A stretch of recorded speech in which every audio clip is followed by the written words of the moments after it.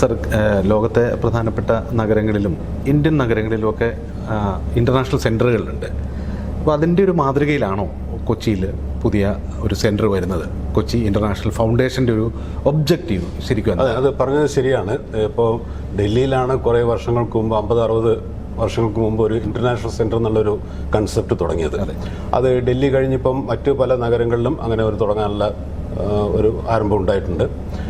Latest ഇപ്പോൾ ഈയിടെ ചെന്നൈയിലും തുടങ്ങിയിട്ടുണ്ട്, ഗോവ, പൂനെ, അങ്ങനെ പല സ്ഥലങ്ങളിലുണ്ട്.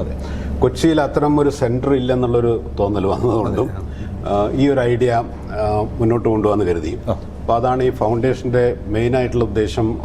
അതേ ലൈനിൽ ഇന്ത്യ ഇൻ്റർനാഷണൽ സെൻറ്ററിൻ്റെയും മറ്റ് നഗരങ്ങളിൽ വന്നിട്ടുള്ള സെൻറ്ററിൻ്റെയും ലൈനിൽ ഒരു കൊച്ചി ഇൻ്റർനാഷണൽ ഫൗണ്ടേഷൻ എന്നുള്ള പേരിൽ ഒരു സെൻറ്റർ ഇവിടെ തുടങ്ങാം. ഒരു നോൺ പ്രോഫിറ്റ് ഓർഗനൈസേഷനാണിത്. അതുപോലെ സൊസൈറ്റിയിലെ കുറച്ച് നല്ല പൊസിഷനിലിരുന്ന പലരും ഇതിൻ്റെ ഫൗണ്ടർ ഡയറക്ടേഴ്സായി വന്നിട്ടുണ്ട്. അപ്പോൾ നമ്മളിപ്പോൾ നോക്കിയെടുത്തോളം ഒരു സെൻറ്റർ എന്ന് വെച്ച് കഴിഞ്ഞാൽ ആ സെൻറ്ററിൻ്റെ മെയിൻ ആക്ടിവിറ്റീസും മെമ്പേഴ്സിനെ കുറച്ച് നല്ല പ്രോഗ്രാംസ് പ്രസൻറ്റ് ചെയ്യാം എന്നുള്ളതാണ്. ആ പ്രോഗ്രാംസ് പല തരത്തിലുള്ളതാവാം. അതിപ്പം നമ്മുടെ മറ്റ് സെൻറ്റേഴ്സിൻ്റെ പ്രോഗ്രാംസ് നോക്കിക്കഴിഞ്ഞാൽ ചിലപ്പോൾ ടോക്സ് ആയിരിക്കും, ചിലപ്പോൾ ഡിസ്കഷൻസ് ആയിരിക്കും, ചിലപ്പോൾ കൾച്ചറൽ പ്രോഗ്രാംസ് ആയിരിക്കും, ചിലപ്പോൾ ഈ പഴയ ആർട്ട് ഫോംസിനെ കുറിച്ചൊക്കെയുള്ള ഡിസ്കഷൻ ഇത്തരം ഒരു സെൻറ്ററിൽ കാര്യമായിട്ട് നടക്കാറില്ല. മറ്റു പല കമേഴ്ഷ്യൽ ആക്ടിവിറ്റിയിലും നമുക്കത് കാണാൻ കിട്ടാറില്ല. അപ്പോൾ ഒരു വെറൈറ്റി ഓഫ് മെമ്പേഴ്സിനുള്ള ഇൻട്രസ്റ്റ് മുന്നിൽ വെച്ചുകൊണ്ട് അതിനൊരു പ്ലാറ്റ്ഫോം അവൈലബിൾ ആക്കുക, അതിനെക്കുറിച്ച് അപ്രീഷിയേറ്റ് ചെയ്യാനും അണ്ടർസ്റ്റാൻഡ് ചെയ്യാനും ഒക്കെ ആയിട്ട് അതാണ് ഉദ്ദേശം. അപ്പോൾ ഒരു ആക്ടിവിറ്റീസ് പല തരത്തിലുള്ളതായിരിക്കും. അത് ടൈം ടു ടൈം ഓർഗനൈസ് ചെയ്യണം. അതിനെക്കുറിച്ച് മുൻകൂട്ടി തന്നെ സൂചന കൊടുത്ത് എല്ലാവർക്കും വരാനുള്ള അവസരം കിട്ടുക.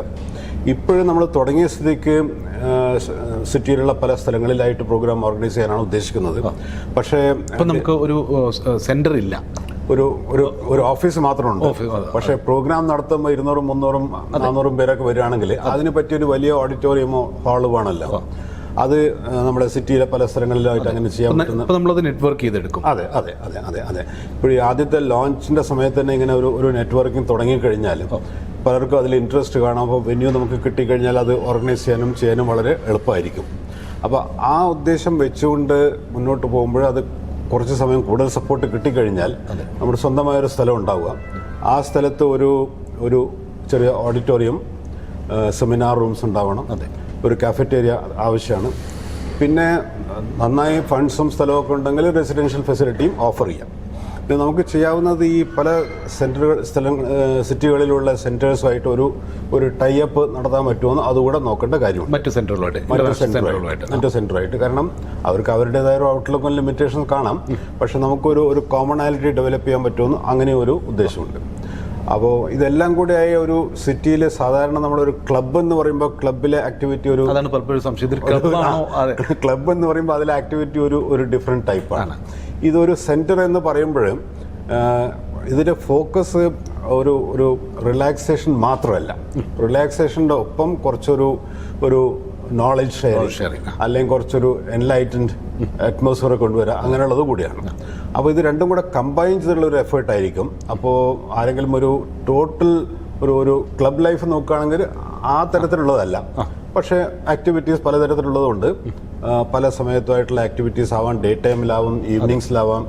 ചിലപ്പോഴും ചില ഫെസ്റ്റിവൽസ് നടക്കും. ഇപ്പോൾ ഫിലിം ഫെസ്റ്റിവൽസ്, മറ്റ് കൺട്രീസിലെ വിവിധ രാജ്യങ്ങളിൽ നിന്ന് വരുന്ന ഫിലിംസ് കൊണ്ടുവന്ന് പ്രസന്റ് ചെയ്യാം. Art exhibitions, cultural troops. നമ്മൾ ഇവിടെ ഇരുന്നിട്ട് നോർത്തിലെയോ നോർത്ത് ഈസ്റ്റിലോ അല്ലെങ്കിൽ മറ്റേതെങ്കിലും ഭാഗത്തെ അല്ലെങ്കിൽ ഏതെങ്കിലും ഒരു വിസിറ്റിംഗ് കൺട്രിയിലെ ഒരു ട്രൂപ്സ് ഉണ്ടെങ്കിൽ അതിൻ്റെ പെർഫോമൻസ് നടത്തിയെടുക്കുക. അപ്പോൾ ഇത്തരത്തിലുള്ള പലതരത്തിലുള്ള കാര്യങ്ങളും ഈ ഫൗണ്ടേഷൻ്റെ ഓസ്പീസിൽ നടത്താൻ പറ്റുന്നതാണ് നമ്മൾ ഉദ്ദേശിക്കുന്നത്. അങ്ങനെ ഒരു നല്ല ഉദ്ദേശം വെച്ച് തുടങ്ങിയിരിക്കുകയാണ്. മെമ്പർഷിപ്പ് ഓപ്പൺ ആണോ ആർക്കും? ഈ ലോഞ്ചോടുകൂടെ മെമ്പർഷിപ്പ് ഡ്രൈവും തുടങ്ങാൻ പോവുകയാണ്. ഇൻഡിവിജ്വൽ മെമ്പേഴ്സ് ആവും അല്ലെങ്കിൽ കോർപ്പറേറ്റ് മെമ്പേഴ്സ് ആവും. നമുക്ക് ഇത് മുന്നോട്ട് കൊണ്ടുപോകാൻ സപ്പോർട്ട് ആവശ്യമാണ്. അപ്പോൾ മെമ്പർഷിപ്പിൽ കിട്ടുന്ന എമൗണ്ടും കൂടെ വെച്ച് ഒരു കോർപ്പസ് പോലെയാക്കി ഓട്ടോണമസ് ബോഡി ആയിരിക്കുമല്ലോ. അതെ അതെ അതെ അതെ അതെ ഇതൊരു പബ്ലിക് ഫീൽഡിലുള്ള ഒരു ബോഡിയാണ്. പക്ഷേ ഒരു ഗവൺമെന്റ്സ് ഇൻസ്റ്റിറ്റ്യൂഷൻ മാതിരിയല്ല, ഒരു എല്ലാവരും പാർട്ടിസിപ്പേറ്റ് ചെയ്യുന്ന ഒരു ഇനിഷ്യേറ്റീവ് ആയിട്ട് വെച്ചിരിക്കുകയാണ്. അപ്പോൾ ഇത്തരത്തിലൊരു സംരംഭം കൊച്ചിയിൽ ഇല്ലായിരുന്നു ഇതുവരെ, ആദ്യമായിട്ട് തുടങ്ങിയിരിക്കുകയാണ്. അതിന് വേണ്ടത്ര സപ്പോർട്ട് കിട്ടും നമ്മൾ കരുതുന്നു. ഈ പലരും ദിവസം മുഴുവൻ ജോലി ചെയ്യുന്നവരും അല്ലെങ്കിൽ ചില ഏരിയാസിൽ വിശേഷിച്ച് ഇൻട്രസ്റ്റ് ഉള്ളവരും, ഇപ്പോൾ ഡാൻസ് ആയാലും മ്യൂസിക് ആയാലും പോയട്രി ആയാലും അതിലൊക്കെ ഇൻട്രസ്റ്റ് ഉള്ളവർക്ക് ഒത്തുചേരാൻ, അതുപോലെ മറ്റ് സ്ഥലങ്ങളിൽ നിന്ന് വരുന്നവർക്ക് ഒരു പ്ലാറ്റ്ഫോം കൂടെ അവൈലബിൾ ആക്കാം. അതാണ് ഇതിൻ്റെ ഒരു മുഖ്യ ഉദ്ദേശം. സാർക്ക് ദീർഘകാലം ഡെവലപ്മെൻറ്റ് ഓറിയൻറ്റഡ് ആയിട്ടുള്ള ഒരു മേഖലയിൽ കൂടുതൽ കാലം പ്രവർത്തിച്ച ആളാണ്. പ്രത്യേകിച്ച് അർബൻ ഡെവലപ്മെൻറ്റ് ആയിട്ടുള്ള എക്കണോമിക് ആക്ടിവിറ്റീസ് അതുകൂടി ഇതിലേക്ക് കടന്നു വരുമോ? നമ്മുടെ കൊച്ചിയെ സംബന്ധിച്ചിടത്തോളം വലിയൊരു ചലഞ്ചസ് ഉള്ളൊരു മേഖലയാണല്ലോ അത്. അതെ, ഈ നഗരവികസനം എന്ന് പറഞ്ഞാൽ വളരെ ഇമ്പോർട്ടൻ്റ് ആണ്. ഞാൻ ആ മന്ത്രാലയത്തിൽ കുറേ കാലം ഇരുന്നതുകൊണ്ട് പിന്നെ ഇത്തരം സെൻറ്ററുമായിട്ട് അസോസിയേറ്റ് ചെയ്യാനുള്ള അവസരം കിട്ടിയതുകൊണ്ട് ഇപ്പോൾ ഡൽഹി ആദ്യം ഒരു സിബിന് ഉദാഹരണം പറഞ്ഞല്ലോ, ഇന്ത്യ ഇന്റർനാഷണൽ സെൻറ്റർ 50s തുടങ്ങി. പിന്നെ ഒരു ഇന്ത്യ ഹാബിറ്റാറ്റ് സെൻറ്റർ അവിടെ വന്നു. രണ്ടും സെൻറ്റേഴ്സും ഡൽഹിയുടെ ഒരു സോഷ്യൽ ലൈഫിന്റെ വളരെ കീ പാർട്ടായിട്ടുള്ള രണ്ട് സെന്റേഴ്സ് കോൺട്രിബ്യൂട്ടേഴ്സ് ആണ്. പലർക്കും അവിടെ മെമ്പർഷിപ്പ് കിട്ടുന്നത് തന്നെ വളരെ വിഷമിച്ചാണ്, പ്രിവിലേജ്ഡ് ആണ്. അതെ, കാരണം ഇത്രയും കൂടുതൽ മെമ്പർഷിപ്പും കൊടുക്കാൻ പറ്റില്ല. അപ്പോൾ അതാണ്.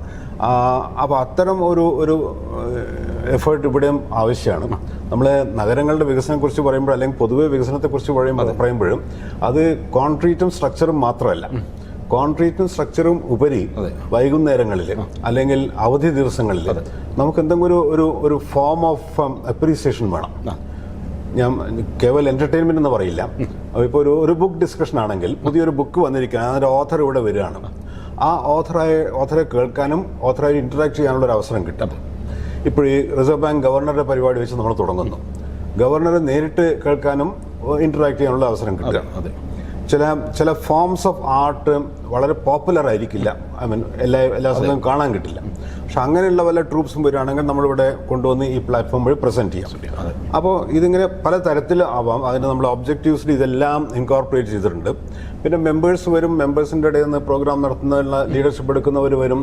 അപ്പോൾ മെമ്പേഴ്സായിട്ട് ഇന്ററാക്ട് ചെയ്ത് ഏത് തരത്തിലുള്ള പ്രോഗ്രാമിലാണ് കൂടുതൽ ഇൻട്രസ്റ്റ് എന്ന് നോക്കി അത്തരം പ്രോഗ്രാംസ് ഇതെല്ലാം വളരെ മുമ്പ് തന്നെ ഓർഗനൈസ് ചെയ്യേണ്ടി വരും. അപ്പോൾ അടുത്ത 12 മാസങ്ങളിൽ എന്തൊക്കെ പ്രോഗ്രാം ഉണ്ടാവും. പല സെന്ററുകളുടെ അത്തരത്തിലുള്ള ചാർട്ടൊക്കെ പോപ്പുലറാണ്. അതെ. ഇപ്പോൾ ഡൽഹിയിലെ ഇന്റർനാഷണൽ സെന്റർ എന്ന് പറഞ്ഞാൽ ഒരു വർഷത്തിൽ അവർ 600-700 പ്രോഗ്രാംസ് ആണ് പ്രസന്റ് ചെയ്യുന്നത്. ഒരു ദിവസം 2 പ്രോഗ്രാം. അതെ. പക്ഷെ അവിടെ ഒരു മെച്ചുള്ളത് ഭൂമി വേണ്ടത്ര ഉള്ളതുകൊണ്ട് ഓപ്പൺ എയറിലും പ്രോഗ്രാം നടത്താം,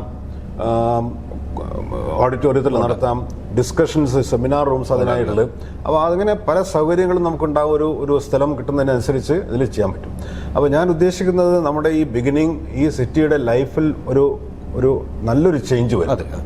കൺസ്ട്രക്റ്റീവ് ചേഞ്ച് എന്ന് പറയാം. പലർക്കും യങ് ആൻഡ് ഓൾഡ് എല്ലാ കാറ്റഗറിയിലുള്ളവർക്കും, മെൻ വിമൻ എല്ലാവർക്കും ഒരു പ്ലാറ്റ്ഫോമായി കിട്ടും. പിന്നെ നമുക്ക് സജഷൻസ് കൊടുക്കാം. ഇത്തരത്തിലുള്ള ഒരു പ്രോഗ്രാം നടത്താൻ പറ്റും, നന്നായിരിക്കും, പോപ്പുലർ ആണ്, കൂടുതൽ ഡിമാൻഡ് ഉണ്ടെങ്കിൽ അത്തരത്തിലുള്ള പ്രോഗ്രാമിന് വേണ്ടിയിട്ടും വിശേഷിച്ച് എഫേർട്ട് നടത്തിയിട്ട് ചെയ്യാൻ മതി. അപ്പോൾ ഒരു നോൺ പൊളിറ്റിക്കൽ ഒരു സിറ്റിസൺ സെൻട്രിക് പ്ലാറ്റ്ഫോം ആയിട്ടാണ് ഈ സെന്ററിനെ ഫൗണ്ടേഷൻ നമ്മൾ ഉദ്ദേശിക്കുന്നത്. ബ്രോഷറിൽ ഒരു കാര്യം കൂടി ഞാൻ ശ്രദ്ധിച്ചത്, ഇതിൽ റിസർച്ചസ്, സർവേസ്, അത്തരത്തിലുള്ള ചില കാര്യങ്ങൾ ഇത് സപ്പോർട്ട് ചെയ്യും. അപ്പോൾ അതെങ്ങനെയാണ് നമ്മളത് ഇൻകോർപ്പറേറ്റ് ചെയ്യുക? ഞാൻ ഇതുവരെ പറഞ്ഞത് പ്രോഗ്രാംസിനെ കുറിച്ചായിരുന്നു. അപ്പോൾ ഈ തരത്തിൽ ഇപ്പോൾ നമ്മുടെ സിറ്റിയുടെ കാര്യം എടുത്തു കഴിഞ്ഞാൽ ഇവിടെ പലതും, ഇപ്പോൾ ഇവിടുത്തെ മൊബിലിറ്റി നോക്കിക്കഴിഞ്ഞാൽ മൊബിലിറ്റിയുടെ പലതരത്തിലുള്ള ഇഷ്യൂസും ഉണ്ട്. അതിൽ ഒരു ഗവൺമെന്റ് ഡിപ്പാർട്ട്മെന്റിന് മാത്രം ചെയ്യാവുന്നതിൽ അതിലുപരി മറ്റ് പലതരത്തിലുള്ള ഇനിഷ്യേറ്റീവ്സും വേണ്ടി വരും, ചില സ്റ്റഡീസ് വേണ്ടി വരും. എങ്ങനെയാണ് നമ്മുടെ മൊബിലിറ്റി ഇമ്പ്രൂവ് ചെയ്യാൻ പറ്റുക, പബ്ലിക് ട്രാൻസ്പോർട്ടിന് കൂടുതൽ റോൾ എങ്ങനെ കൊടുക്കാൻ പറ്റുക, വ്യക്തികളുടെ അതിലെ എക്സ്പെക്ടേഷൻ എന്താണ്, ഇതെല്ലാം കൂടി ഒരുമിച്ച് കൊണ്ടുവരുന്ന വല്ല സ്റ്റഡീസും അത്തരം കാര്യങ്ങളും ഉണ്ടെങ്കിൽ, വല്ലൊരു ഇനിഷ്യേറ്റീവ് എടുക്കുന്നുണ്ടെങ്കിൽ സപ്പോർട്ട് ചെയ്യുന്നുണ്ടെങ്കിൽ അതുവഴി ഒരു സ്റ്റഡി നടത്തിയിട്ട് അത് നമുക്ക് വേണ്ടവർക്ക്, ഇപ്പോൾ മെട്രോപൊളിറ്റൻ ട്രാൻസ്പോർട്ട് അതോറിറ്റി ആണെങ്കിലോ സ്മാർട്ട് മിഷൻ ആണെങ്കിലോ അല്ലെങ്കിൽ ട്രാഫിക് സിസ്റ്റം ആണല്ലോ, അവർക്ക് ഇത് അവൈലബിൾ ആക്കും. അപ്പോൾ അതിൽ ഗൈഡൻസ് കിട്ടും. അപ്പം ഇത്തരത്തിൽ പല സ്റ്റഡീസും കാര്യങ്ങളും നോർമൽ കോഴ്സിൽ എപ്പോഴും എടുത്തൊന്നും വരില്ല. അപ്പോൾ ഇത്തരത്തിലുള്ളൊരു ഫൗണ്ടേഷൻ, ഒരു റെപ്യൂട്ടേഷനുള്ള ഫൗണ്ടേഷൻ, അത്തരം ഒരു സ്റ്റഡി സ്പോൺസർഷിപ്പ് ബേസിസിൽ അത് മുന്നോട്ട് കൊണ്ടുപോകണമെങ്കിൽ അതൊരു നല്ലൊരു ഇൻപുട്ടായിട്ട് സിറ്റിക്ക് കിട്ടും. അത് സിറ്റിക്ക് ആവശ്യമാണ്. കാരണം നമ്മുടെ എല്ലാ നഗരങ്ങളിലും ഇത് വലിയൊരു പ്രശ്നമാണ്. വെള്ളം, ക്ലീൻലിനെസ്, അതിനൊക്കെ അപ്പുറം പോയിട്ട് മൊബിലിറ്റി വലിയൊരു ഇഷ്യൂ ആയി വരികയാണ്. അപ്പോൾ പബ്ലിക് ട്രാൻസ്പോർട്ടിൻ്റെ ഇമ്പോർട്ടൻസ്, അതിന് എന്തൊക്കെ ചെയ്യാൻ പറ്റും ഒരു ഇതാവാം. കോമൺ കാർഡ്സ് അങ്ങനെയുള്ളത് പലതും. ഇന്നത്തെ യൂത്തിന് പല എക്സ്പെക്റ്റേഷൻസും ഉണ്ട്. അതുകൂടെ ഇൻകോർപ്പറേറ്റ് ചെയ്തുകൊണ്ട് എങ്ങനെ നമ്മൾ ഇമ്പ്രൂവ് ചെയ്യാം. അതുപോലെ സിറ്റിയിലെ ഇപ്പോൾ ഞാനിപ്പോൾ പറഞ്ഞ പോലെ സ്മാർട്ട് സിറ്റി മിഷൻ്റെ കാര്യം ഞാൻ പറഞ്ഞു. സ്മാർട്ട് സിറ്റി മിഷൻ തുടങ്ങിയപ്പോഴേ സിറ്റിസൺ പാർട്ടിസിപ്പേഷൻ വഴിയാണ് അത് തുടങ്ങാൻ ഉദ്ദേശിച്ചിരുന്നത്. അതിൽ നമ്മൾ സജഷൻസ് കൊടുക്കുക, സ്മാർട്ട്നെസ് നമ്മൾ എന്തൊക്കെ സിറ്റിയിൽ എക്സ്പെക്ട് ചെയ്യുന്നു എന്നുള്ളത്. അത് ഒരുമിച്ച് കൊണ്ടുവന്ന് അത് മുന്നോട്ട് കൊണ്ടുവന്ന് പീപ്പിൾ സെൻട്രിക് ആയിരുന്നു. അതെ, അത്തരത്തിലുള്ള ഐഡിയ. അപ്പോൾ അത്തരത്തിലുള്ള ഐഡിയാസും പ്രൊമോട്ട് ചെയ്യാൻ ആവശ്യമുള്ളപ്പോൾ ഈ ഫൗണ്ടേഷൻ്റെ സഹകരണം എടുത്ത് ചെയ്യാമെന്നുള്ള ഒരു ഉദ്ദേശമാണിത്. അപ്പോൾ ഈ ഒബ്ജക്റ്റീവ്സിൽ ഇതെല്ലാം ഇൻകോർപ്പറേറ്റ് ചെയ്തിട്ടുണ്ട്. എല്ലാം ഒരുമിച്ച് ചെയ്യാൻ പറ്റുമെന്ന് ഞാൻ വിശ്വസിക്കുന്നില്ല. പക്ഷേ ഓരോന്നായി ചെയ്യാനുള്ള, അല്ലെങ്കിൽ ഇപ്പോൾ ഏതെങ്കിലും ഒരു വലിയൊരു കോർപ്പറേറ്റ് ഇത്തരത്തിലുള്ള സ്റ്റഡി പ്രൊമോട്ട് ചെയ്യണമെന്ന് പറയുന്നു, അപ്പോൾ ഫൗണ്ടേഷനെ ധാരാളം കൊളാബറേഷൻസും പാർട്ണർഷിപ്സും ഒക്കെ ആയിരിക്കും. അതെ, അത് ആവശ്യമാണ്. അപ്പോൾ അത്തരത്തിലുള്ള ഒരു പ്ലാറ്റ്ഫോം നമുക്ക് കൊടുക്കാം. നമ്മുടെ സ്വന്തം സ്ട്രെങ്ത് ഉണ്ടാവില്ല, പക്ഷേ സ്ട്രെങ്ത് അക്യൂമുലേറ്റ് ചെയ്ത് അത് ചെയ്തു കൊടുക്കാനുള്ള ഒരു പ്ലാറ്റ്ഫോമായിട്ട് ഉപയോഗിക്കാം. ഇതിൽ മെമ്പേഴ്സ് വരുന്നവർ ഞാൻ കരുതുന്നു ക്രോസ് സെക്ഷൻ ഓഫ് സൊസൈറ്റി ആയിരിക്കും. പല ഫീൽഡിലും എക്സൽ ചെയ്തവരും, ചിലർ റിട്ടയർ ചെയ്തവരായിരിക്കും, ചിലർ അഡ്വാൻസ്ഡ് ഏജിൽ ഒരു പുതിയ ഓപ്പർച്യൂണിറ്റീസ് നോക്കുന്നവരായിരിക്കാം, യങ്സ്റ്റേഴ്സ് പലരും ടെക്നോളജിയിൽ വർക്ക് ചെയ്യുന്നവരുണ്ട്, അവരുടെ പല കോൺട്രിബ്യൂഷൻസ് ആവാം. അപ്പോൾ ഇതെല്ലാം കൂടി ഒരുമിച്ച് കൊണ്ടുവന്ന് മുന്നോട്ട് കൊണ്ടുവന്ന ഒരു പ്ലാറ്റ്ഫോം. അത്തരത്തിലുള്ള സെന്റേഴ്സ് ഇപ്പോൾ ഇല്ലെന്ന് ചോദിച്ചു കഴിഞ്ഞാൽ കാണും, ഇല്ലെന്ന് ഞാൻ പറയുന്നില്ല. ഇന്റഗ്രേറ്റഡ് ആയിട്ടുള്ള സെന്ററുകൾ അതെ. അപ്പോൾ നമ്മുടെ എക്സ്പീരിയൻസ്, 2 എക്സ്പോഷർ, പിന്നെ 3 ലോക്കൽ ആവശ്യം, ഇതെല്ലാം കൂടെ ഒത്തുവെച്ച് നോക്കിയിട്ട് മുന്നോട്ട് കൊണ്ടുപോകാൻ പറ്റുന്ന ഒരു ഫൗണ്ടേഷനായി മാറാം. അതേസമയം മറ്റ് പ്രോഗ്രാംസിന് ഇമ്പോർട്ടൻസ് കൊടുക്കും. ഇവന്റ്ഫുൾ ആയിട്ട് ഒരു വെറൈറ്റി ഓഫ് ഇവന്റ്സ് ആയിട്ട് കൊണ്ടുപോകണം. അപ്പോൾ ഒരു ഹാപ്പനിങ് സ്പോട്ടായിട്ട് കൊച്ചി മാറും. ശരിയാണ്. നമ്മൾ മുംബൈയിലും ഡൽഹിയിലൊക്കെ കാണുന്നത് പോലെ നിരന്തരം പരിപാടികളും ചർച്ചകളും പുത്തൻ ആശയങ്ങളും ഒക്കെ. അപ്പോൾ അക്കാര്യത്തിലുള്ള ഒരു വളരെ വ്യത്യസ്തമായിട്ടുള്ള മുൻകൈയാണ് ഈ കൊച്ചി ഇന്റർനാഷണൽ ഫൗണ്ടേഷൻ എടുക്കാൻ പോകുന്നത്. അത് കൊച്ചിക്കും കേരളത്തിനാകമാനവും അത് വലിയ പ്രതീക്ഷ നൽകുന്നു. എല്ലാവിധ ആശംസകളും പിന്തുണയും അങ്ങേക്കും അങ്ങയുടെ ടീമിനും വാഗ്ദാനം ചെയ്യുന്നു. Thank you so much. നമ്മൾ കൊച്ചിയിലെ നഗരവാസികളുടെ ഫുൾ സപ്പോർട്ട് പ്രതീക്ഷിച്ചും കൊണ്ട് ഇതിലേക്ക് ഇറങ്ങിയിരിക്കുകയാണ്. അപ്പോൾ സെബിൻ പറഞ്ഞ പോലെ അത്തരത്തിലുള്ള ഒരു ഹോൾ ഹാർട്ടഡ് സപ്പോർട്ട് കിട്ടിക്കഴിഞ്ഞാൽ ഇത് നന്നായി മുന്നോട്ട് കൊണ്ടുപോകാൻ നമുക്ക് സാധിക്കും. Thank you.